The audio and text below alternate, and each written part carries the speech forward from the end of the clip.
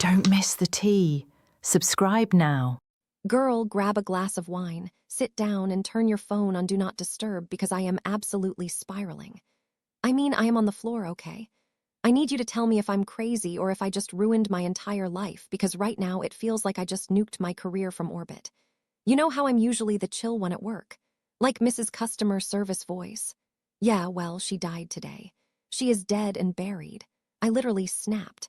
I lost my mind. I actually screamed, at a guest in the middle of the lobby during checkout. Let me back up. So I walk into my shift this morning, right? It's checkout time, so it's busy. Then they walk up, this couple.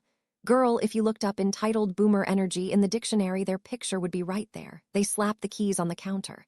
No good morning, just. Slap, fine. I pull up their room number on the system. Now you know the policy. We always take payment at check-in. Always. If you don't have a card on file, you don't get a room key. Simple, right? I look at the screen, the balance is flashing red. There's a balance due, and not just for a bag of chips. I'm talking the entire stay. Room, tax, everything. It's sitting there, glaring at me. I check everything, no card on file. So I take a deep breath, put on my sweetest voice and say, "Sir, I see that the balance for the stay hasn't been settled yet." Silence. He looks at me and scoffs. "What are you talking about?" "It's paid." "I apologize," I say, typing frantically. "Let me just double-check the system." I check everything. No Expedia, no prepayment, nothing. "Sir," I say, "I've double-checked everything. It looks like we didn't capture payment at check-in." And this is where he turns into the Hulk. His face goes from annoyed to beet red in 2 seconds flat. He leans over the counter, which is my personal space, and raises his voice. "I don't care what your stupid system says," he shouts. "I know what I did. It is paid. You people are incompetent." I'm standing there and I can feel my heart starting to hammer against my ribs. Other guests in the lobby are starting to look over. "Sir, please lower your voice," I say, trying to maintain control. "I just need a method of payment to close out the folio. If you have a receipt, I'd be happy to look at it." "I am not showing you anything," he yells. "You're just not listening. I told you it's paid. Why are you being so rude?" Rude. He called me rude. Girl, I was seeing stars. I am standing there being verbally assaulted by a man who is trying to steal a hotel stay, and I am the rude one. He's gaslighting me. "I am listening to you, sir," I say, but my voice is shaking. "I am looking at the screen. The money is not there. We cannot let you leave without clearing the balance." He looks at his wife, laughs this cruel, mocking laugh, and says, "Unbelievable. This girl is an idiot. Come on, honey." And then, he does the one thing you never do.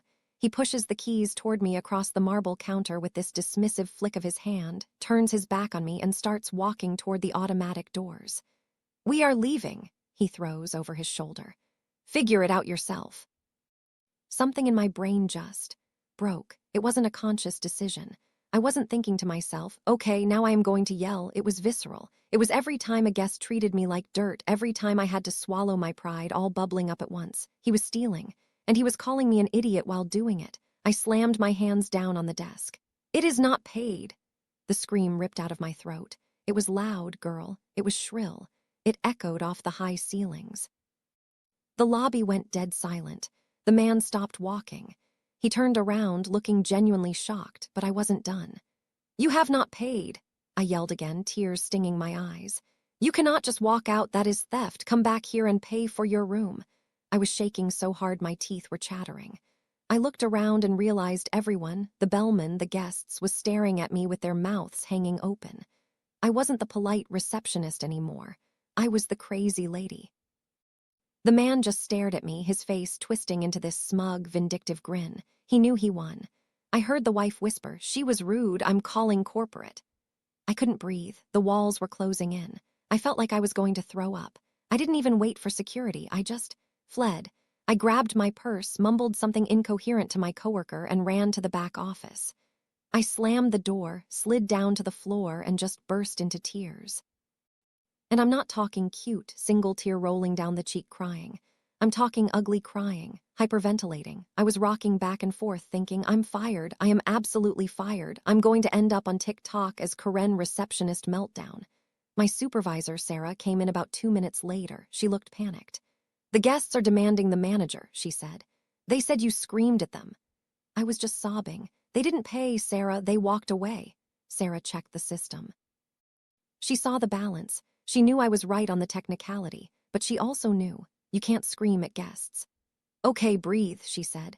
You're clearly in no state to be out there. Go home, I'll handle them. I felt so small. I nodded, grabbed my coat, and snuck out the back exit. So now I'm here. I've been home for 4 hours and I haven't stopped crying. I feel so ashamed. I pride myself on being professional, but today broke me. And the worst part is I know I shouldn't have done it. Even if they were stealing, I am supposed to de-escalate. Instead, I poured gasoline on the fire. Do you think I'm going to get fired? Be honest. Is this a fireable offense? Or just a write-up? Please tell me I'm not a monster. Please tell me you would have snapped too. I really messed up this time, didn't I?